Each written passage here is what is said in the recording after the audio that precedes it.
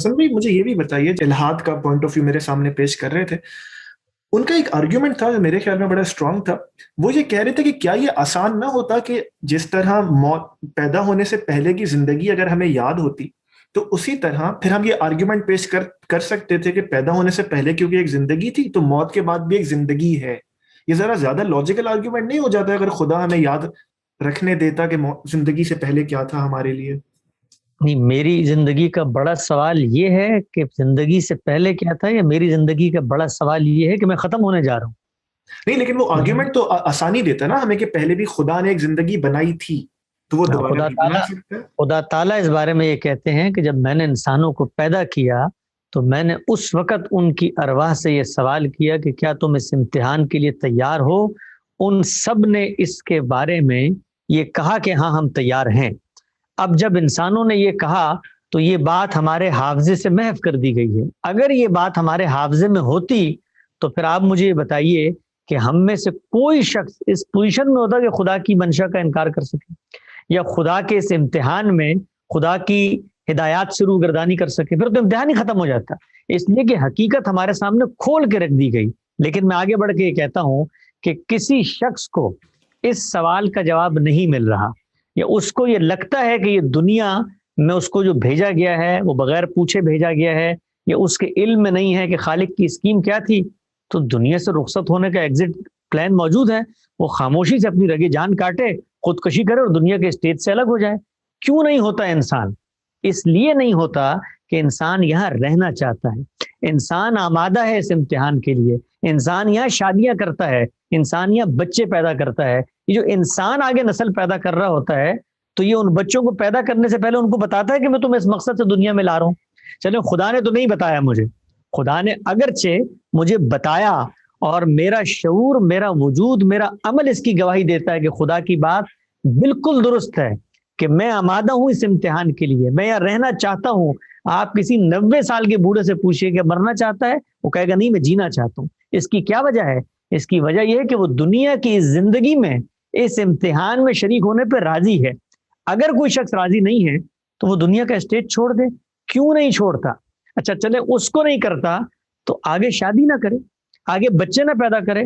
100 سال کی عمر ہے اس دنیا کی، 100 سال میں دنیا کے اسٹیج سے سب لوگ ختم ہو جائیں گے. معاملہ ختم. خدا نے تو ہمیں پہلے نہیں بتایا تھا، تو اب ہم اپنی زندگی سے جیتے ہیں، لیکن ہم اپنے عمل سے اس کی تکذیب کرتے ہیں کہ ہم اس دنیا میں جینا چاہتے ہیں، ہم نسل بڑھانا چاہتے ہیں، ہم اپنا نام چاہتے ہیں. اس لیے کہ ہم اس دنیا کے امتحان میں پورے شعور کے ساتھ کھڑے ہیں، شریک ہیں.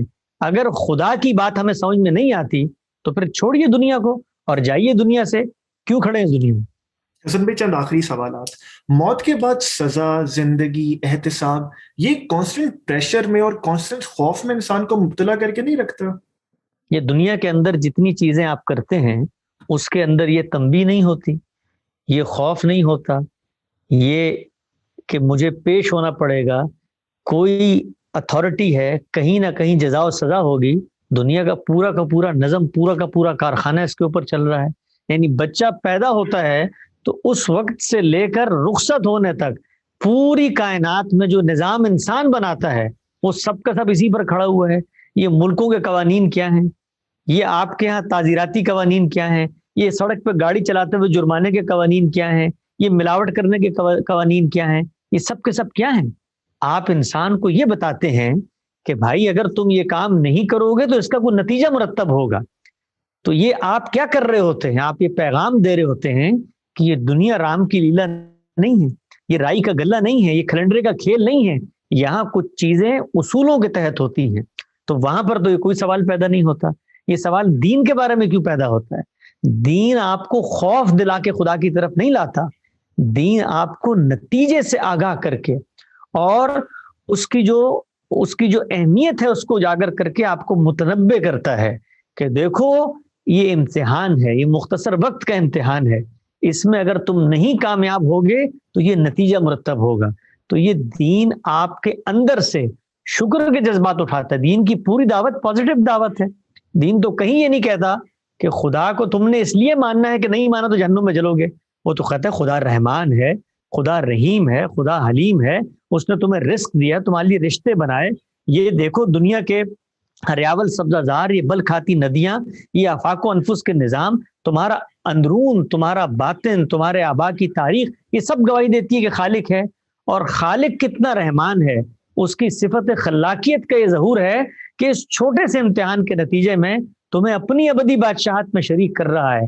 تو وہ تو رحیم ہے. اور اللہ خود کہتا ہے وَلَن يَرْضَىٰ لِعِبَادِهِ الْكُفْرَ، میں راضی نہیں ہوں کہ بندے میرا انکار کرے. وہ تو محبت سے آپ کو بلا رہے ہیں. لیکن جو نہیں آ رہا تو اس کو بتایا جائے گا نا کہ جس رستے پہ آپ جا رہے ہیں آگے کھائی ہے، وہاں پہ بورڈ لگا ہوا ہے وارننگ کا، تنبیہ کا، تحذیر کا، ڈرانے کا.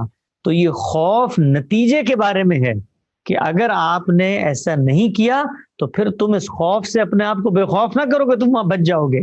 یہ بات یاد رکھو کہ وہ قہار بھی ہے اور وہ جبار بھی ہے، وہ نتیجہ مرتب کر کے دکھائے گا. تم نے اگر ریپ کیا ہے، تم نے اگر ٹارگٹ کلنگ کی ہے، تم نے اگر جعلی دوائی بیچی ہے، تو یہ مت بھولو کہ اس سے تم نے انسانوں کو نقصان پہنچا دیا، تمہیں کوئی نہیں پکڑے گا. عالم کا پروردگار وہاں تمہارا منتظر ہے، تم سے پوچھے گا.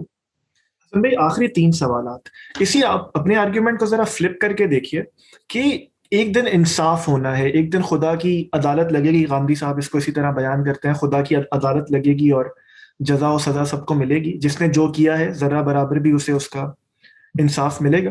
یہ انسان کو ایک عجیب سی صحیح لا حاصل میں مبتلا نہیں کر دیتی کہ اگر آپ، میں سوال ذرا لمبا کر رہا ہوں، میرے بھائی کو کوئی قتل کر تو میں ایک حد تک کوشش کروں گا، پھر میں خدا پہ چھوڑ دوں گا، چلو میں تمہیں قیامت کے دن دیکھوں گا.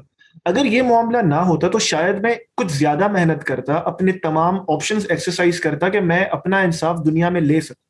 تو یہ ایک صحیح لا حاصل میں انسان کو مبتلا نہیں کر دیتا. اگر خدا نے صرف اتنی ہی بات کی ہوتی کہ خدا کے فیصلے کے انتظار میں رہو تو بات آپ کی بالکل ٹھیک ہے، لیکن خدا نے تو ایسا نہیں کیا. خدا نے تو شریعت اتاری ہے، اس کے ساتھ انسانوں کو یہ بتایا ہے کہ جب تم نظم اجتماعی کا حصہ بنتے ہو تو اس کے قوانین کیا ہیں، جب تم ریاست کے حکمران بنتے ہو تو اس کے قوانین کیا ہیں. پھر شریعت نے وہ جرائم بتائے ہیں کہ جن کی سزائیں دنیا میں دین نے مقرر کر دی ہیں. تو اللہ تعالیٰ نے تو صرف یہ نہیں کہا کہ آپ آخرت پہ مجھ پہ بھروسہ کر کے بیٹھ جائیں اور دنیا میں جو چاہیں کریں. اس نے تو انبیاء کا ایک سلسلہ جاری فرمایا، اس نے پوری کی پوری الہامی کتابیں نازل کی، ان کتابوں میں قوانین دیے، ان میں شریعت دی. اس کا مقصد کیا ہے؟ اس کا مقصد یہی ہے کہ میں اپنے آپ کو پاکیزہ کروں، اور اگر کوئی شخص جرم کرتا ہے تو پھر اس کو سزا دی جائے گی. خدا کی سزائیں ہیں یہ، جن کے بارے میں ہم یہ کہتے ہیں کہ آخرت میں نتیجہ مرتب ہوگا، دنیا میں خدا سزائیں دیتا ہے. تو خدا کی سزاؤں کے بارے میں خود خدا نے ضابطہ بتا دیا ہے. میرے کسی بھائی کو کسی نے قتل کیا ہے تو اللہ نے بتایا کہ بھائی یہ جو ایک بندے کو مارتے ہو تو پوری انسانیت کا قتل کرتے ہو، اور اس کا بدلہ کیا ہے؟ اس بندے کو مارا جائے گا. تو یہ قانون مقرر کیا ہے، یہ حکام نے اس پر عمل درآمد کرنا ہے. اگر کوئی مسلمان ہے، حکمران ہے، تو یہ شریعت کی ہدایت اس سے متعلق ہے. اگر وہ اس پہ عمل نہیں کرتا تو خدا اس کے بارے میں اس سے سوال کرے گا. تو بالکل مجھے صحیح حاصل میں نہیں ڈالتا. میں پورے طریقے سے، پورے شعور کے ساتھ خدا کی اسکیم کے ذریعے ایک پرامن معاشرہ بھی قائم کرتا ہوں، ہونے والے جرائم کا سدباب بھی کرتا ہوں، اس کے لیے لاہ عمل بھی ترتیب دیتا ہوں. ان لوگوں کو اسی معاشرے میں خدا نشانہ عبرت بناتا ہے، اپنے قانون کے ذریعے بناتا ہے. اور اس سب کے باوجود اگر کچھ نہ ہو سکے تو میں پروردگار عالم کی آخرت پر یقین رکھتا ہوں. میں دنیا میں سر مار مار کے اپنے غم کو نہیں بھلا سکتا، لیکن ایک یہ جملہ کہ قیامت کے دن میں خدا کے سامنے شریک ہوں گا اور وہ سب کا حساب لے گا، میرے لیے تسلی کا، میرے لیے دل پر تسکین کا، میرے لیے آسودگی کا باعث بنتا ہے. تو یہ صحیح لا حاصل نہیں ہے، بلکہ ایک ترتیب ہے جس کو مقرر کر دیا گیا ہے. میں شریعت کے قوانین پہ عمل درآمد کروں گا، اس سب کے باوجود مجھے انصاف نہیں ملتا تو میرے لیے انصاف کا ایک بڑا دن منتظر ہے. میں اس کا انتظار کروں گا. دنیا میں اگر مجھے موقع ملتا ہے تو میں انصاف کے اصول کی کوشش کروں گا. بھی آپ کے آخری جملے سے مجھے اجازت دیجیے میں سوال کر سکوں. جیسے آپ نے پہلے بھی کہا کہ موت کے بعد ایک بندہ مومن کے لیے زندگی ختم نہیں ہوتی، یہ ابدی ہے. تو اس محدود زندگی کے محدود، ظاہر ہے کوئی انسان کتنے بھی گناہ کر لے وہ محدود ہی ہوں گے نا، اس محدود زندگی کے محدود وسائل اور گناہوں کے باوجود ایک لامحدود سزا، یا ایک لامحدود، جن کے لیے ظاہر ہے جزا ہے وہ تو خوش ہوں گے، لیکن ایک لامحدود سزا، یہ ناانصافی نہیں ہے؟ دیکھیے اللہ تعالیٰ کے ہاں جزا و سزا کا جو قانون ہے وہ انسان کے علم پر منحصر ہے. کس شخص کو کتنا علم ملا تھا، کس شخص کے کیا حالات تھے، किस शख्स में हक कितना वाज़े हुआ था, इस पर मुनहसर है जजा या सजा का ये पूरा मामला।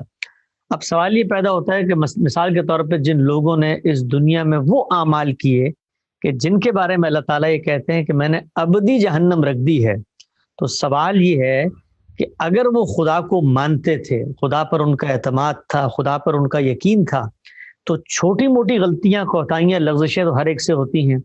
इन बड़े जराइम को जानते बूझते करना और उन पर इस्तकबार और तमर्रुद के साथ खड़े हो जाना, जब खुदा इसकी ये तंबीह बता रहा है कि मैंने तुम्हारे लिए दूसरी दुनिया रखी हुई है, तुम उसको छोड़ के इस तरफ जा रहे हो, तो अब खुदा ये कहता है कि ये मेरे जराइम हैं और अपने जराइम के बारे में मैं ये हक रखता हूं कि उनको सजा दूं।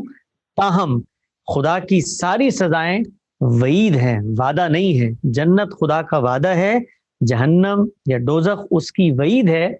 और अल्लाह ताला ने 2 मकामात पे कुरान मजीद में ये बता दिया है कि जब तक अल्लाह चाहेगा ये वईद कायम रहेगी, इल्ला माशा रब्बुक। सूरह हूद के अंदर अल्लाह ताला ने बता दिया है कि जो लोग जहन्नम में जाएंगे उसमें हमेशा रहेंगे, इल्ला माशा रब्बुक, और तेरा रब जो चाहता है कर गुजरता है।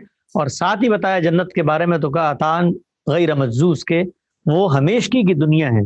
तो खुदा की जो सजा है उसके बारे में वईद तो यही है कि वो हमेशा होगी, लेकिन ये खुदा का इख्तियार है। ये जो महदूद जिंदगी में काम करने को हमें दिया गया है वो खुदा का काम है, वो कोई मेरा आपका काम नहीं है।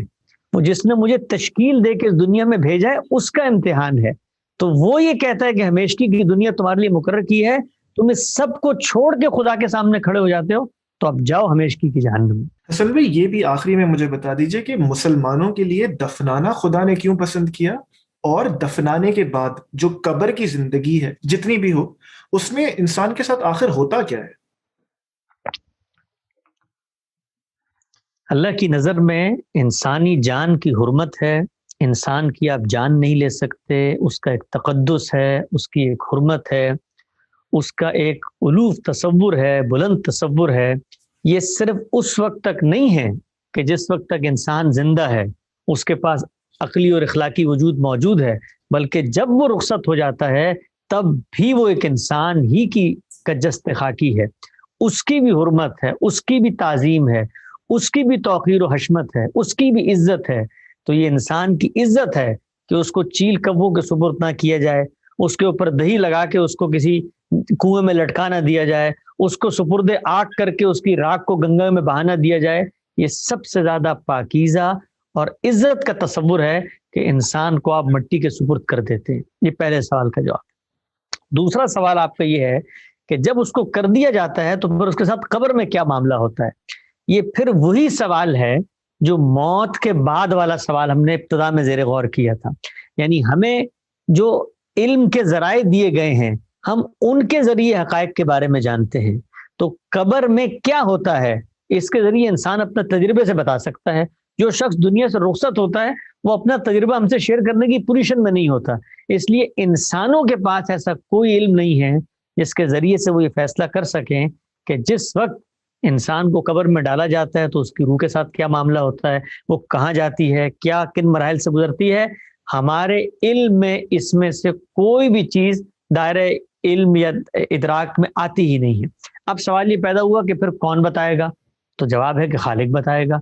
खालिक ने जितनी बात बताई है उतनी ही बात हमें इस बारे में मालूम है। उसने ये बता दिया है कि 3 तरह के लोग होते हैं। पहले वो लोग होते हैं जो अंबिया के साथी हैं, सिद्दीकीन हैं, अंबिया की मायत में खड़े होकर खुदा की उस ग्रैंड स्कीम का हिस्सा बनते हैं जो दुनिया में क़यामत तक रसूलों की रिसालत की एक हतमी हुज्जत और दलील बनती है। उनको दुनिया से रुखसत होते ही अल्लाह ताला के रिस्क मिलना शुरू हो जाता है, अल्लाह ताला की इनायतें उन पर शुरू हो जाती हैं। उसकी नौइयत क्या होती है, वो कैसे मिलती हैं, हमारे इल्म में नहीं है। ये उमूर मुतशाबिहात में से, इसलिए कि हम अपने मालूम इल्म पर क्यास करके चीज़ों को समझते हैं तो हम जानते नहीं है कि वो दुनिया क्या है। हम तो मुशाहिदे की दुनिया को जानते हैं, अपने हमारे 5 सेंसेस हैं, इससे हम छूते खाते सूंघते बोलते हैं तो हमें कुछ पता चल जाता है। वहां का आलम तो हमारे इदराक में नहीं है। तो ये वो चीजें हैं कि जिनको मिसालों से बताया जाता है, जिनके बारे में आपको तारुफ कराया जाता है, लेकिन आप उनकी हकीकत नहीं जान सकते, तो उनको रिस्क मिलता है। ये पहला गुरु है। دوسرا گروہ بتایا کہ وہ متمردین، وہ استکبار اختیار کرنے والے، وہ خدا کے دشمن جیسے کہ فرعون تھے، جیسے کہ ابو لہب ہیں، یہ جب مرتے ہیں تو ان کو دنیا سے رخصت ہوتے ہی وہ جو عذاب ہے اس کا ٹریلر دکھانا شروع کر دیا جاتا ہے، اس پہ مبتلا کرنا شروع کر دیا جاتا ہے، گویا رخصتی کے بعد یہ سب کچھ ہو جاتا ہے۔